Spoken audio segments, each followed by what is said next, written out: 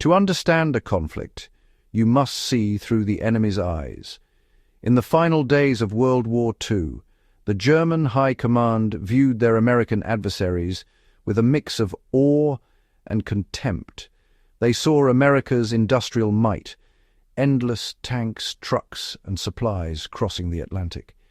Yet they dismissed American commanders as amateurs, slow and overly reliant on firepower. This arrogance became a dangerous blind spot. The Germans, heirs to the Blitzkrieg and centuries of military tradition, believed they were the true masters of modern warfare. They underestimated the Americans, expecting predictable, cautious moves. But one name began to unsettle them: Patton.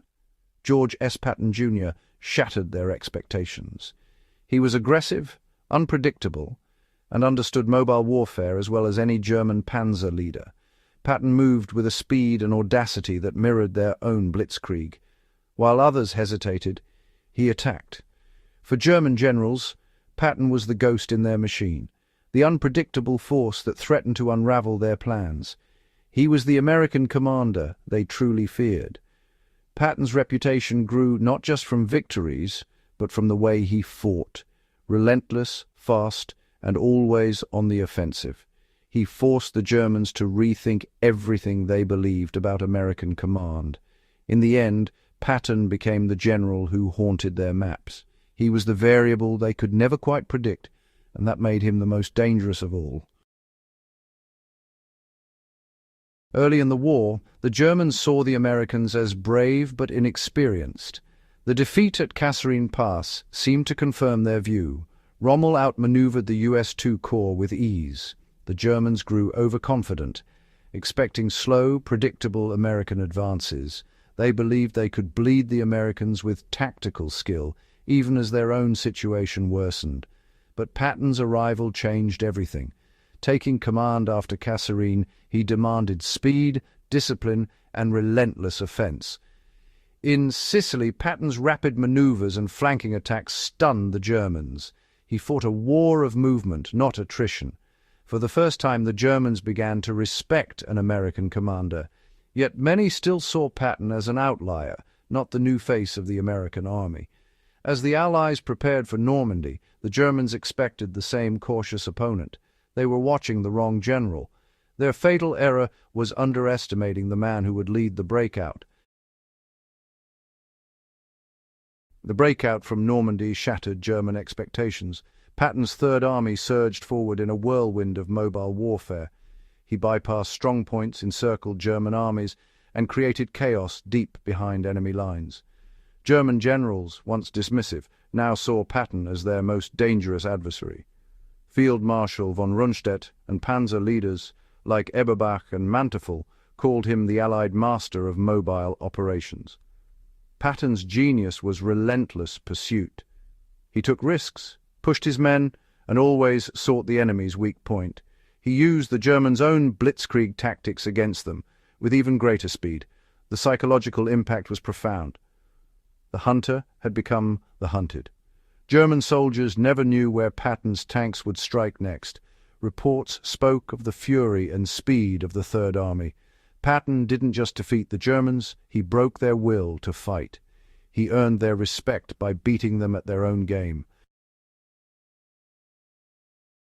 Patton's reputation became a weapon. Before D-Day, the Allies created a phantom army, Fuß-Sag, with Patton as its supposed commander. The Germans were so convinced Patton would lead the main invasion that they kept their best panzer divisions in reserve, waiting for an attack that never came.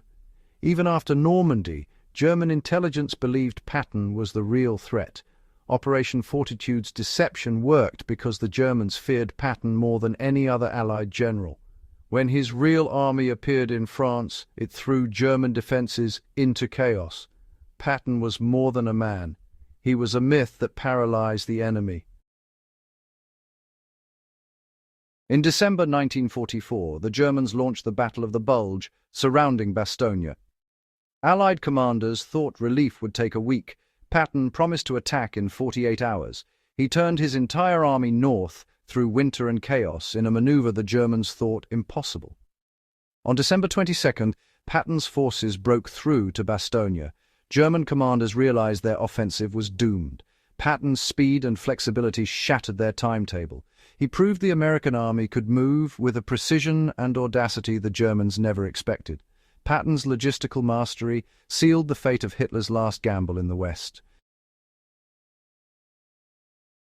Patton's philosophy echoed survivalist principles: move fast, adapt, and use every resource. He kept the enemy off balance, always forcing them to react. Patton's army lived off the land, capturing German fuel and supplies to keep advancing. He adapted to changing conditions, exploiting every weakness. His command style was fluid and opportunistic, baffling the rigid German hierarchy. Patton believed in seizing the initiative, never waiting for perfect conditions. His relentless drive kept the Germans on the defensive. Patton's survivalist mindset turned the battlefield into his domain. After the war, German generals spoke of Patton with rare respect. They saw in him a peer, an audacious, fast-moving master of mobile warfare.